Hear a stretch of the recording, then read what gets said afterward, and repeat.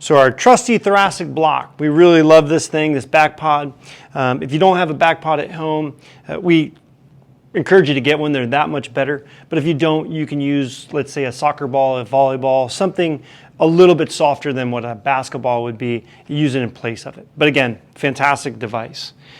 We're going to be working the thoracic spine. Now, one of the best ways to kind of just know where the thoracic spine is go to your bra line or your bro line right along there. That's a good place to start. You can go above it and you can go a little bit below it. It's all where the rib cage are. Do not do this to your low back. This is not a good thing to do to your low back. Stay in that thoracic cage area. Again, bra line or bro line, above, slightly below. When you do this, generally in clinic, we've advised you a good starting spot. When you lay down, we look at the most convex, and that's usually the one that needs it the most. However, an easy way to remember is when you do it at home, it's going to give you a decent amount of resistance. So if you don't feel much resistance through there, then you're probably not hitting the right area. We don't want to push too aggressively hard, hurt these ribs.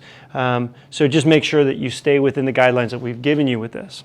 So that's what it looks like. So now what's it look like in real time with me? I'm going to take this back pod and we're going to lay back. Usually I like to put the back pod on my back about where I think it needs to go. It's a good starting spot. And just slowly sort of lay back. Now I'm going to lay right on that position. Now, my legs and my butt are supported, nice good bend in the knee, not too much to the low back. Put my fingers around my head to support my head. And I just let my elbows fall. And just as far as I can go, right there. I even felt a nice little pop. I feel some pressure and some tension. And we want to kind of work that so it feels tolerable. And you can hold that for a minute or so. If you need to reposition it, that's okay too. You can put a pillow underneath your head because we don't want your head dropping down and the rest of your body falling into extension. That's not good for the head. So use a pillow, use something, use your hands, and hold that position.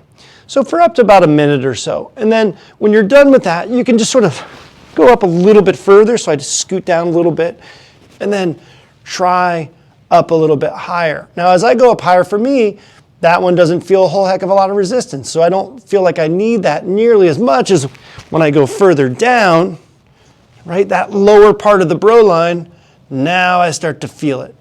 Again, if you have a really big arch in your back, get something to support your back. You don't want to feel all that extension in the low back. This is a treatment for your mid-back.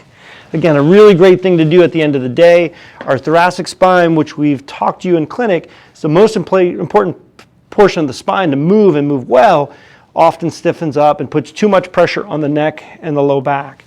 So as you do it, make sure you support the neck, make sure you support the low back. You don't want those areas to hurt.